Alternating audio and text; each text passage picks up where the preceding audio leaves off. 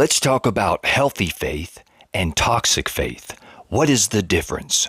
In a nutshell, toxic faith is blind faith. An example of blind faith would be if I gave you a book and I told you that it was from God with a message for you concerning your eternal life, and you believed what I told you without any substantiated evidence, any research. That is called blind faith. You are blindly believing what I tell you about this book. Or if I'm trying to sell a vehicle to you and I tell you that the engine is perfectly fine, it's in good condition, and you don't look at the engine, you don't inspect the engine, you don't start the car before you pay me for the vehicle, that is having blind faith in me. You are taking me by my word according to blind faith. Or perhaps I tell you that I have a message for you from God that God couldn't give you himself. And you believe what I say without asking any questions, without doing any research. And I tell you that you have to live your life a certain way. You have to do these certain things your whole life. You have to, in fact, give me some money every once in a while in order to receive a good life after you're dead. Okay?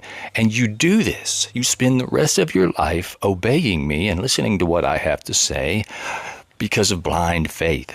Blind faith can be very dangerous and toxic. We have to be very selective and cautious as to what kind of faith we apply to our everyday life. If we just study the history of religion, we can immediately find all of the atrocities, all of the horrific acts that humankind has inflicted upon each other in the name of blind faith. Now let's talk about good faith, positive faith, constructive faith. Now obviously the goal is not to have faith in something that is fictional or something that is make-believe. The goal is to have real faith. Faith that is substantiated in reality. Because the fact is that children have faith that the Easter Bunny is real. They have faith that Santa Claus is real. And that's fine as a child, but as an adult human being, we start to get into something called psychosis, which means that we believe in something that's not real. So, here are some examples of good faith, real faith. The Bible, for example, tells us that faith is the substance of things hoped for and the evidence of things not seen. So the correct understanding of that verse is to realize what it says. It says the substance of things hoped for. What do you hope for? The substance is there already. But what is it that you hope for? You hope for another day. You hope the sun rises tomorrow and that your family can be able to continue to live and have opportunities to live happily in this life. The second half of that verse is very significant to understand because it speaks of the evidence of things not seen. Okay?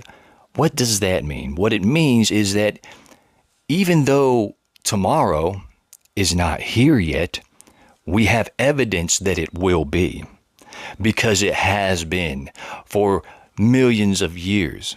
Okay? We have the evidence of that thing which is not seen, which is tomorrow. Okay? So going according to our past and our history, we can pretty much have hope in that thing that it will happen. So every night that we go to sleep, we have faith that the sun will rise tomorrow because we have evidence that it has risen for millions of years. Another good example is a child learning to walk. How does that child learn to walk? It learns through faith. It sees everyone around it walking as adults.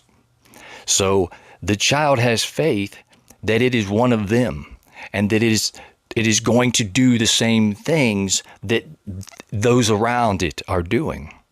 So that sort of faith is productive, it's constructive, it's strengthening, it helps you grow. You learn through this faith. You apply this faith to actually make changes in your life. So if you want to get in shape, if you want to set a goal for yourself, if you want to achieve something, that is the substance. That desire is the substance of things that you hope for.